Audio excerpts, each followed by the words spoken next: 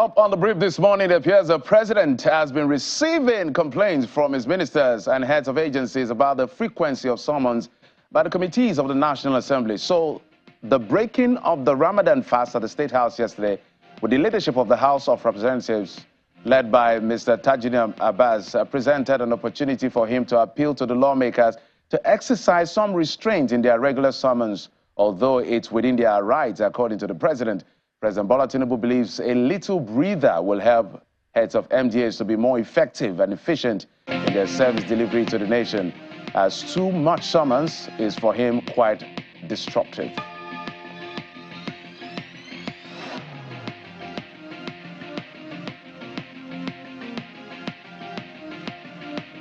Well, although the appellate court has affirmed the chairmanship of Julius Abure of Labour Party, the battle over his leadership is far from over. It appears the latest conflict is between the Labour Party and the Nigerian Labour Congress, who about 24 hours ago picketed the party's national secretariat in Abuja. They are protesting over Abure's decision, his trajectory ahead of the national convention. The union members, led by the acting chairman of the political commission of the Congress, Professor Theophilus Ndubuako, says the proposed convention under Abure's leadership is illegal and demands his exit.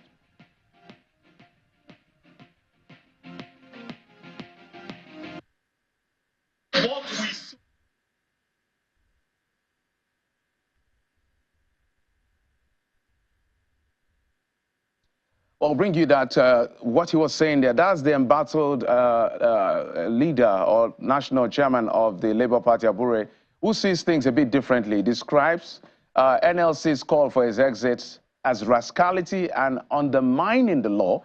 The Labour Party referenced those words during the National Executive Council meeting of the party in Asaba, Delta State, where he believes the protest by the NLC has political coloration. Let's take a listen to him.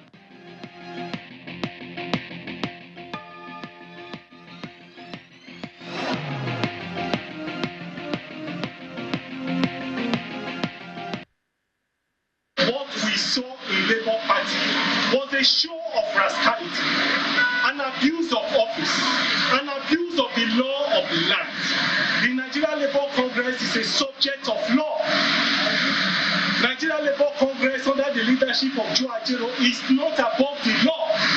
And the law precludes Joe Ajero and the leadership of the NLC to do what they did today to the office of the Labour Party, where they besieged the office, broke the office, destroyed the faces of the office, destroyed the gate of the office, unlawfully took possession of the secretariat, and destroyed properties worth billions of naira and properties of the party stolen away, including money slaves for salaries and several other things were stolen from the office. And I think that this is unfortunate, this is unrealistic, this is becoming unbecoming of the Nigerian Labour Congress.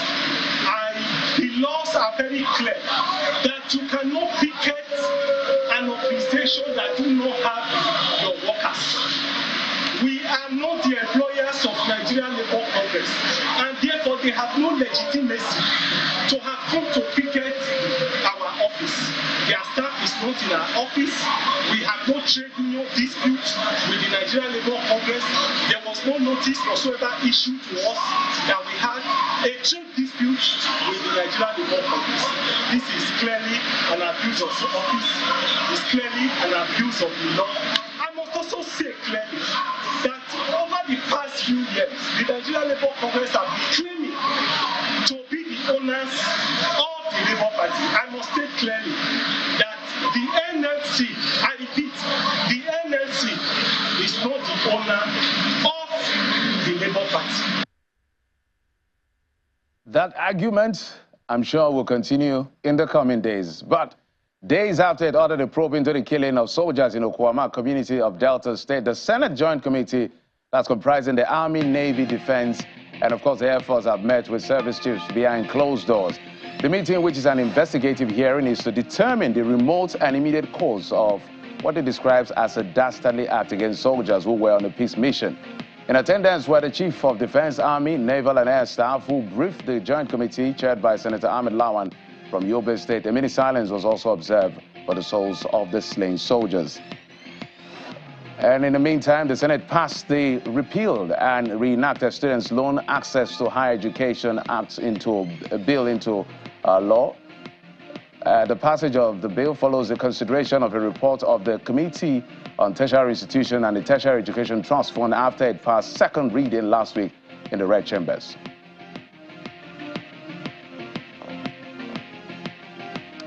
Now, for long, Nigerians have been curious to find out those funding terrorism in the country. The wait appears to be over, as the federal government has named 15 entities, that is BDCs and persons, including popular Kaduna-based publisher Tukumanu, as terrorism financiers. By the way, Ms. Amanu is currently being tried by the government for allegedly aiding the terrorists who attacked the Abuja-Kaduna train a year ago, where many passengers were killed.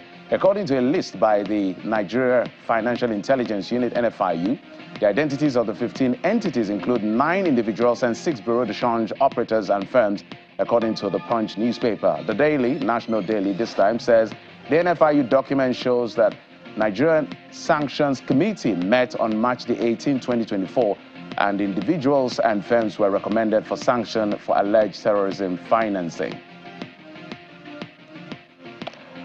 In the meantime, the electoral umpire has given an explicit directive to civil society organizations and election observation groups who haven't submitted their report to do so or risk not being accredited in future polls. The subtle warning came from the chairman of the Independent National Electoral Commission, Professor Mahmoud Yakubu, who maintains that such reports are mandatory. Professor Mahmoud Yakubu, who relayed the commission's position during their first quarterly consultative meeting, also decries conflicting incidents of party primaries that leads to what he considers waste of the commission's resources. We appreciate the observations and recommendations contained in your election observation reports. Some of the reforms and innovations introduced by the Commission over the years draw from your observation reports. May I therefore seize this opportunity to remind those that are yet to submit their observation reports that it is mandatory to do so, being one of the conditions for eligibility to observe future elections. Going forward, the Commission will operate strictly on the policy of no observation report, no accreditation.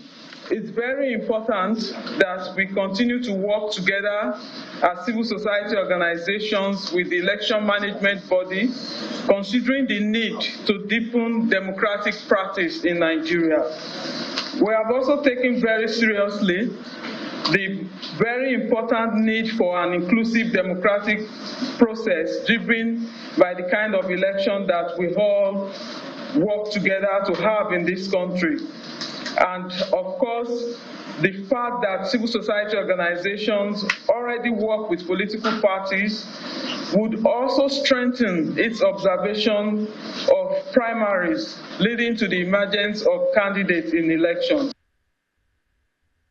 And going forward, pensions accruable to governors and their deputies stand revoked in Abure State. That's the legislative verdict of the Abure State House of Assembly, who passed a bill into law revoking pensions for governors and their deputies following a bill sponsored by the majority leader of the House, Okoro Kalu, and it passed a third reading on the floor of the House. The Assembly Speaker, Mr. Emmanuel Emeruwa, explains that the bill will cut the cost of governance when assented to by Governor Alex Otti, and would also be deemed to have come into effect from March the 19th, 2024.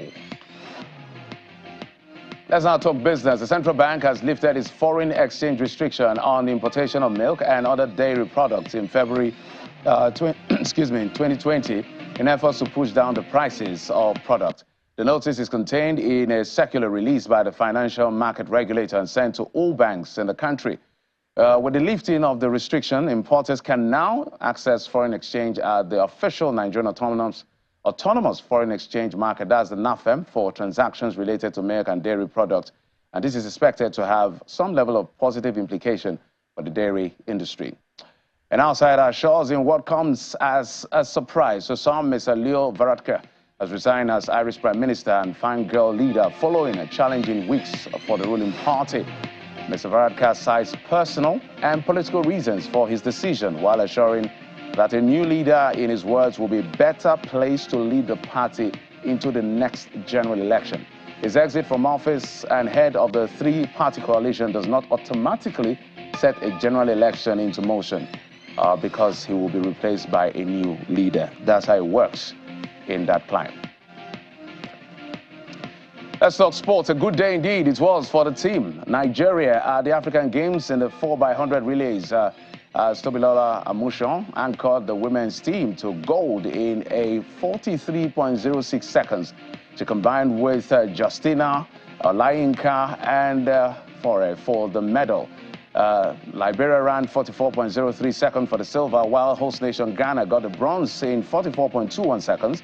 In the men's event, the quartet of Sunday Okon, Consider Ekanem, Alaba Akintola, and Ushe Orishe Ishekiri claimed the gold in a time of 38.41 seconds. They defeated Ghana, who settled for silver in 38.43 seconds, while Liberia finished third in 38.73 seconds to win the bronze.